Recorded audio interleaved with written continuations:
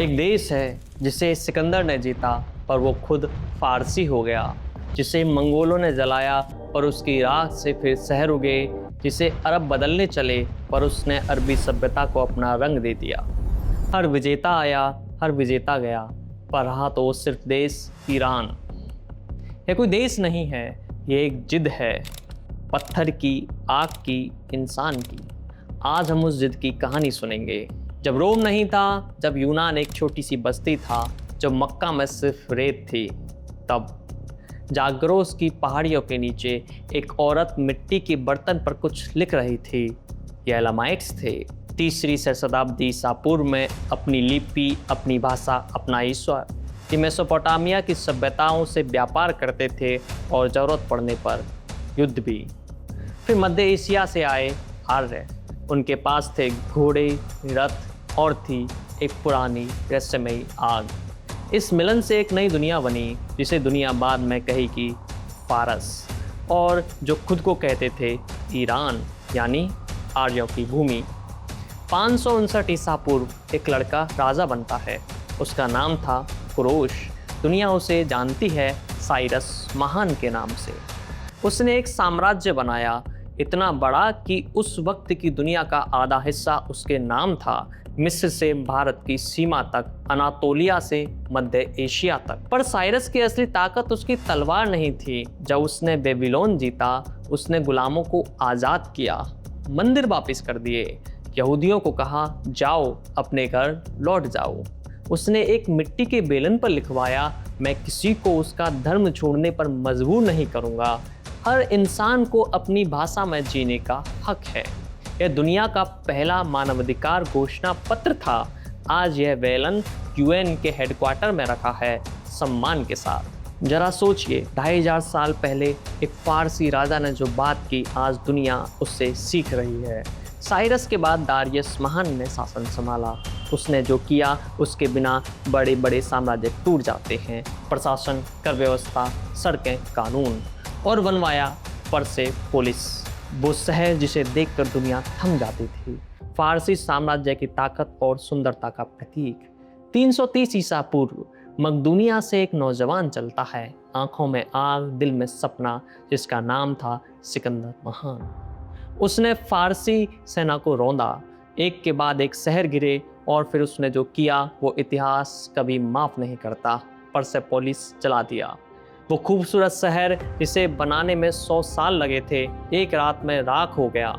सिकंदर ने सोचा फारस खत्म हो गया, लेकिन उसे क्या पता था, कुछ ही साल बाद सिकंदर के सेनापति फारसी रानियों से विवाह करेंगे और फारसी खाना खाएंगे, फारसी कपड़े पहनेंगे, फारसी भाषा बोलेंगे। जीतने वाला खुद जीत लिया गया था। यही ईरान का जादू है, वो मिटता नहीं है, वो समा लेता है। सिकंदर के जाने के बाद एक सवाल था, फारस का क्या होगा? जवाब दिया पार्थियन साम्राज्य ने।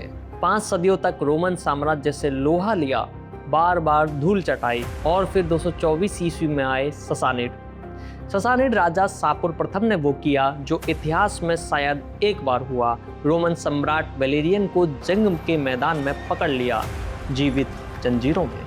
रोम, जिसने आधी दुनिया को गुलाम बनाया, उसका सम्राट एक फारसी राजा के सामने घुटनों पर था। ससानिड काल में पारसी धर्म राज्य धर्म बना। आहूरा मजदा प्रकाश का देवता, अहरिमान अंधेरे का, अच्छाई और बुराई का ब्रह्मांडीय संघर्ष।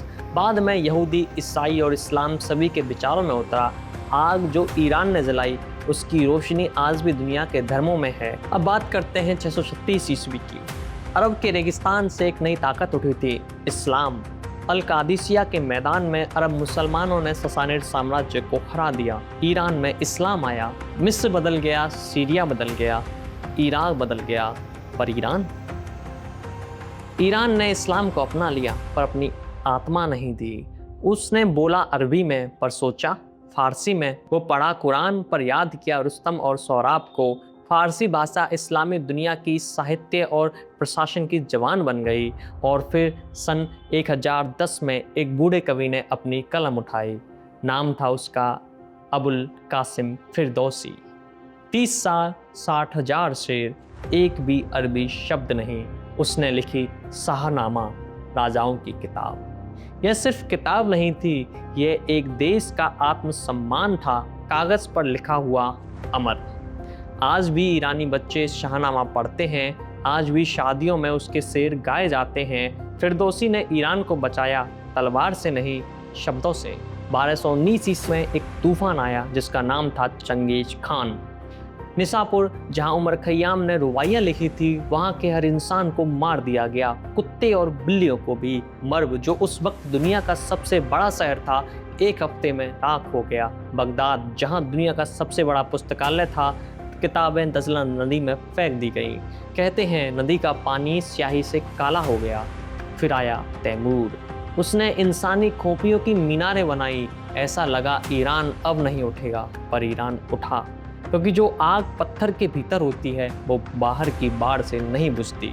16वीं सदी ईस्वी में मंगोल तूफान थमा, राह ठंडी हुई और उस राख से उठे सफाविद। शाह इस्माइल 14 साल की उम्र में राजा बना और उसने एक ऐसा फैसला लिया जिसने ईरान को हमेशा हमेशा के लिए बदल दिया। उसने घोषणा की, ईरान का धर्म होगा शिया इस्लाम। यह सिर्फ एक धार्मिक फैसला नहीं था, यह एक पहचान थी, सुन्नी ओटोमन साम्राज्य से अलग, अरब दुनिया से अलग। ईरान ने एक बार फिर कहा, हम अलग हैं, और फिर आए शाह अब्बास। उनके काल में इस्फहान इतना खूबसूरत था कि लोग कहने लगे, इस्फहान नफ्स जहां, यानी इस्फहान दुनिया का आधा। नीली टाइलों वाली मस्जिदें, रेशम के बाजार, कविता, संगीत, दर्शन, वो ईरान फिर दुनिया का केंद्र था। फिर आती है 20वीं सदी, दुनिया बदल रही थी और ईरान में आया पहलवी वंश।